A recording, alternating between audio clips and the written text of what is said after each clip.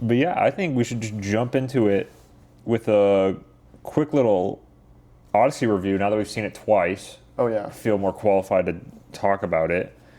You want to go first? Want me to go first? What do you want to do?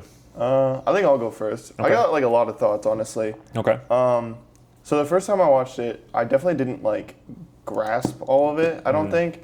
Like, I feel stupid for not like seeing this, but like Robert Pattinson, like the movie tells you initially the first time when you're told that his character is like trying to like volunteer himself to go fight in the Trojan War. Yeah, he's saying that. Yeah. Yeah. And that's the story he tells everyone, but like secretly, like he was picked and then he swapped like really subtly. Yeah. And then tried to look better by pretending to volunteer, knowing that he wouldn't go. Yeah. Didn't catch up on that the first time. Yeah. So there was just like some stuff like that that I just like didn't see, and there was a lot of like subtle themes and stuff, and like parts about Odysseus's character arc that I didn't pick up that first time. So I'm really glad we rewatched it. Yeah. But I will say the first half is still weaker than the second half. And I will preface this with any criticism that I'm throwing at Nolan is only because the bar is so high. Like this is like unreal levels of glaze. But if I say like something's weaker, it doesn't mean it's like bad or weak.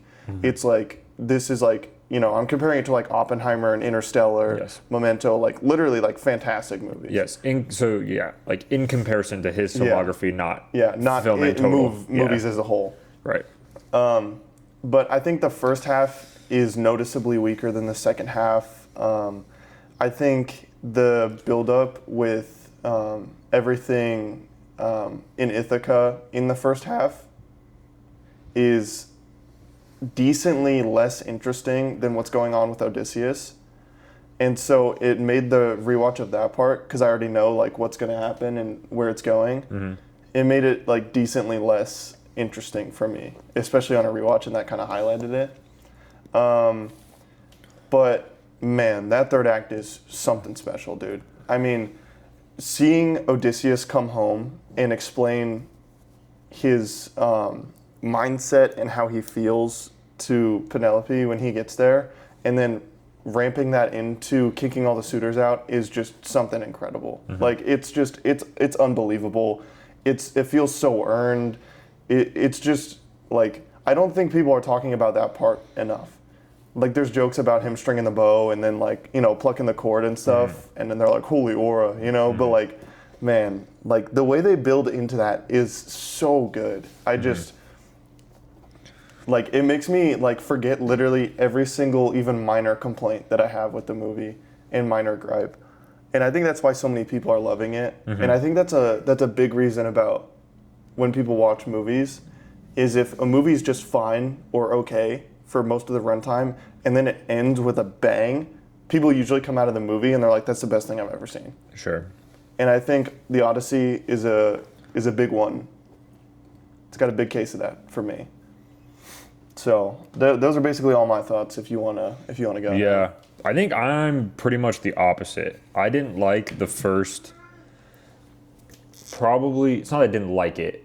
I wasn't wowed by the first 45 minutes of the movie the first time we watched it. But then the second time I watched it, I feel like with understanding of kind of where the movie was going to go and how they were going to structure it and everything, I feel like I could enjoy it. Because I think the first time I watched it, I was just confused why the movie was starting like that.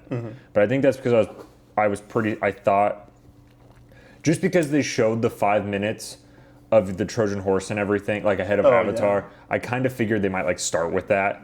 That's what I thought they were going to start with too. They might,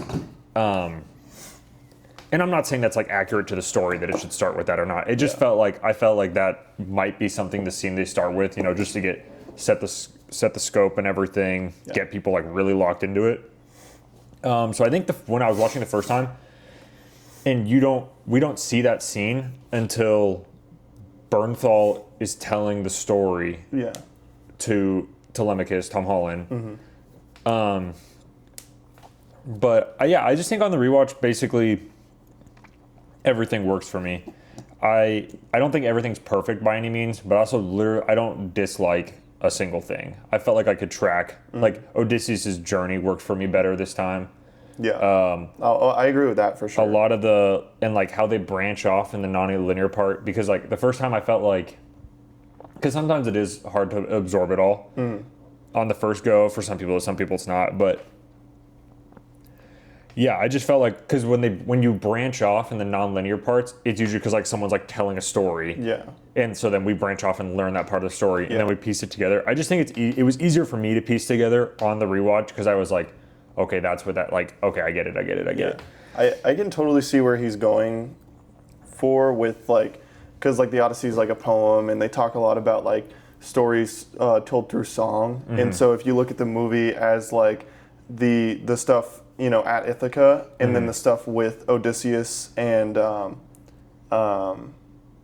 Calypso, that's like happening at the same time. And they're basically like Telemachus and Odysseus are basically being told or telling stories of what happened on Odysseus's journey, and that's like kind of what's like holding the story up.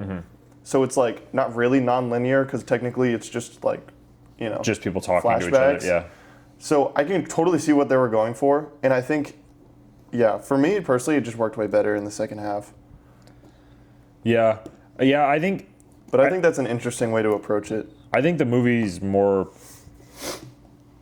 Well, yeah, I think in general it's more exciting in the second half. But there's like in the first half, like you have the Cyclops scene. Yeah. And I think the giant scene is still, like, that's teetering. I don't know exactly the minute mark for that, but that's kind of in the more middle. Well, that's the second thing that happens after they leave Troy. So I would assume that's probably about, you know, but around that halfway part. Yeah, I think the one knows, like, I just don't feel anything for Odysseus' crew. You know what I mean?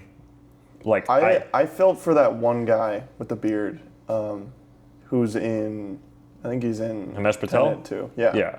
Well, his right man got. Yeah. I liked that dude. Yeah. I felt bad for him. The rest of his crew, like, you just don't know at all. Well, I just think they're dumb. Like, I just think they're idiots. Like, too. I just, like, I'm like, I don't care.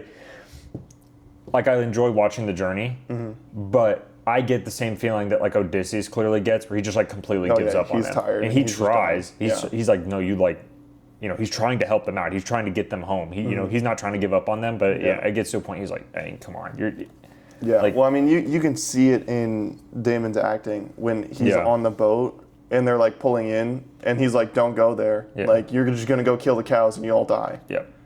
And they're like, "Well, we have to land," and he's like, "Don't." Yeah, and then but he's just sitting there, you know, and he's like not even doing anything. He's just completely defeated. He knows they're gonna eat the cows no matter what. Yeah. He knows they're not gonna survive on fruit for weeks, months, whatever it is. So. Well, and he knows that the gods are going to trick them, because it seems simple. It's like, oh, land there, take what you want, and then leave. But then, like, oh, well, you have the winds pushing them there. Yeah.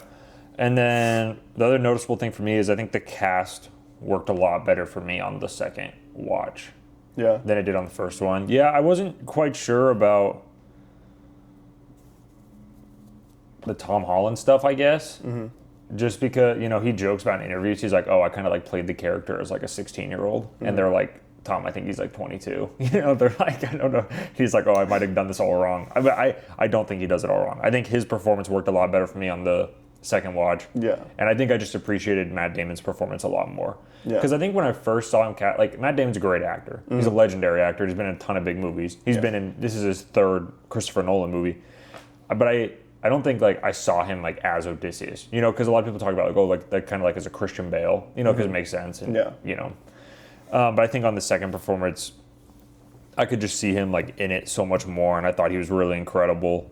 Yeah. And I think even Robert Pattinson's performance, because I just wasn't, I think the first time around, I just wasn't prepared for, like, how much of, like, this just coward loser he is. Yeah. You know what I mean? Like, he is just the biggest loser you can imagine. Fake. Yeah, exactly.